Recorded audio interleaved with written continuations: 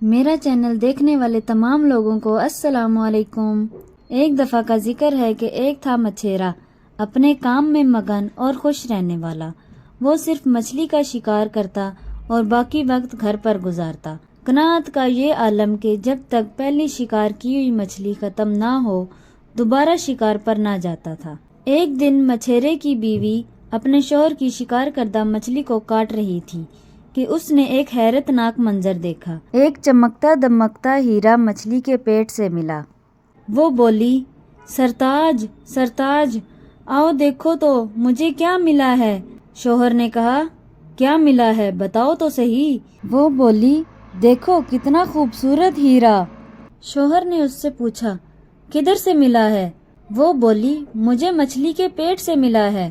مچھیرا بولا، لاؤ مجھے دو میری پیاری بیوی، لگتا ہے آج ہماری خوش قسمتی ہے جو اس کو بیچ کر مچھلی کے علاوہ کچھ اور کھانے کو ملے گا۔ پھر مچھیرے نے بیوی سے موتی لیا اور محلے کے پاس والے سونار کے پاس پہنچ گیا۔ السلام علیکم جناب۔ وعلیکم السلام، کیا چاہیے جناب؟ مچھیرے نے کہا، جی قصہ یہ ہے کہ مجھے مچھلی کے پیٹ میں سے یہ موتی ملا ہے۔ سونار نے کہا، دو مجھے دو، میں دیکھتا ہوں اسے۔ اوہو، یہ تو بہت ہی عظیم الشان ہے، میرے پاس تو ایسی قیمتی چیز خریدنے کی استطاعت ہی نہیں ہے، چاہے اپنا گھر، دکان اور سارا مال و اسباب ہی کیوں نہ بیچ ڈالوں، اس موتی کی قیمت ادا نہیں کر سکتا۔ تم ایسا کرو، ساتھ والے شہر کے سب سے بڑے سونار کے پاس چلے جاؤ، ہو سکتا ہے کہ وہ اس کی قیمت ادا کر سکے۔ جاؤ، اللہ تیرا حامی و ناصر ہو۔ مچھیرا موتی لے کر ساتھ والے شہر کے سب سے امیر سونار کے پاس پہنچا اور اسے سارا واقعہ سنایا۔ مجھے بھی تو دکھاؤ، میں دیکھتا ہوں ایسی کیا خاص قیمتی چیز تمہیں مل گئی ہے۔ اللہ اللہ، پروردگار کی قسم، بھائی میرے پاس اس کو خریدنے کی حیثیت نہیں ہے، لیکن میرے پاس اس کا ایک حل ہے۔ تم شہر کے بادشاہ کے پاس چلے جاؤ، ایسا موتی خریدنے کی اس کے پاس ضرور حیثیت ہوگی۔ پھر مچھیرے نے کہا، مدد کرنے کا شکریہ جناب، میں چلتا ہوں بادشاہ کے پاس۔ مچھیرا بادشاہ کے پاس پہنچا اور کہنے لگا کہ آقا، یہ میرا قصہ ہے، یہ رہا وہ قیمتی موتی جو مجھے مچھلی کے پیٹ سے ملا۔ اللہ اللہ، کیا عظیم المثال چیز ملی ہے تمہیں، میں تو گویا ایسی چیز دیکھنے کی حسرت میں ہی تھا، لیکن کیسے اس کی قیمت کا شمار کروں؟ ایک حل ہے میرے پاس، تم میرے خزانے میں چلے جاؤ، ادھر تمہیں 6 گھنٹے گزارنے کی اجازت ہوگی، جس قدر مال و متاع لے سکتے ہو لے لینا، شاید اس طرح میں موتی کی کچھ قیمت ادا کر سکوں۔ آقا، 6 گھنٹے؟ مجھ جیسے مفلوق الحال مچھیرے کے لیے تو 2 گھنٹے بھی کافی ہیں۔ نہیں، 6 گھنٹے، جو چاہو اس دوران خزانے سے لے سکتے ہو، اجازت ہے تمہیں۔ مچھیرا بادشاہ کے خزانے میں داخل ہو کر دنگ ہی رہ گیا۔ بہت بڑا اور عظیم الشان کمرہ حال، سلیقے سے 3 اقسام اور حصوں میں بٹا ہوا۔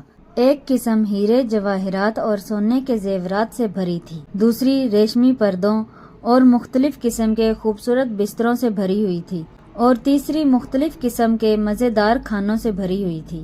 مچھیرے نے اپنے آپ سے کہا، 6 گھنٹے مجھ جیسے غریب مچھیرے کے لیے تو بہت ہی زیادہ مہلت ہے، یہ کیا کروں گا میں ان 6 گھنٹوں میں آخر؟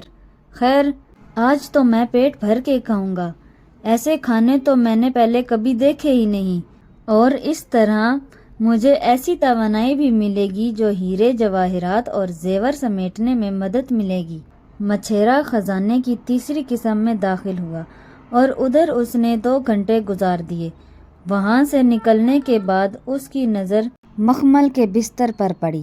اس نے اپنے آپ سے کہا، آج تو پیٹ بھر کے کھایا ہے، کیا بگڑ جائے گا اگر تھوڑا آرام کر لیا جائے، اس طرح مال و متاع جمع کرنے میں بھی مزہ آئے گا، ایسے خوبصورت بستر پر سونے کا موقع بھی بار بار نہیں ملے گا۔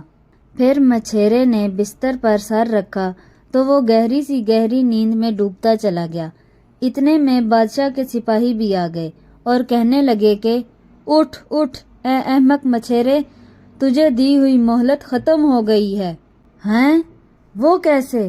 وہ ہڑبڑا کر اٹھ بیٹھا۔ جی تو نے ٹھیک سنا ہے، نکل ادھر سے باہر کو، مچھیرے نے روتے ہوئے کہا۔ مجھ پر مہربانی کرو، مجھے کافی وقت نہیں ملا، تھوڑی مہلت اور دو، بادشاہ کے سپاہیوں نے کہا۔ اوہو، تجھے اس خزانے میں آئے 6 گھنٹے گزر چکے ہیں اور تو اپنی غفلت میں اب جاگنا چاہتا ہے اور ہیرے جواہرات اکٹھے کرنا چاہتا ہے کیا؟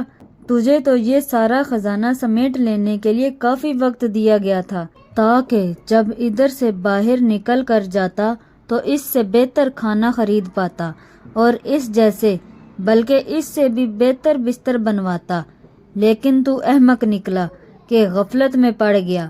تو نے اس کنویں کو ہی سب کچھ جان لیا، باہر نکل کر سمندروں کی وسط دیکھنا تو نے گوارا ہی نہ کیا۔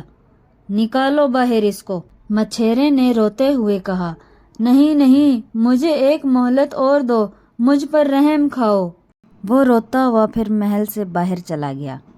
ناظرین، یہ قصہ تو ادھر ختم ہو گیا ہے، لیکن عبرت حاصل کرنے والی بات ابھی ختم نہیں ہوئی ہے۔ اس قیمتی موتی کو پہچاننا آپ نے ہے، وہ تمہاری روح ہے۔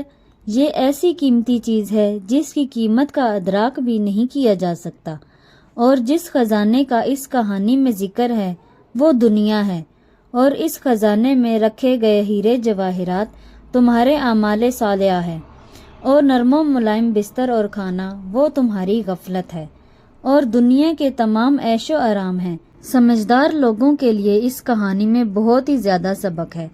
اب بھی وقت ہے کہ نیندے غفلت سے جاگ کر اور نرم و ملائم بستر کو چھوڑ کر ہیرے جواہرات یعنی نیکیاں جمع کرنا شروع کر دیں، اس سے قبل کہ تجھے دی گئی 6 گھنٹے کی مہلت ختم ہو جائے، یعنی مختصر زندگی تمام ہو جائے، اور خزانے پر مامور سپاہیوں نے تجھے ذرا سی بھی زیادہ فرصت نہیں دینی ہے، اور تجھے ان نعمتوں سے باہر نکال دینا ہے جن میں تو رہ رہا ہے۔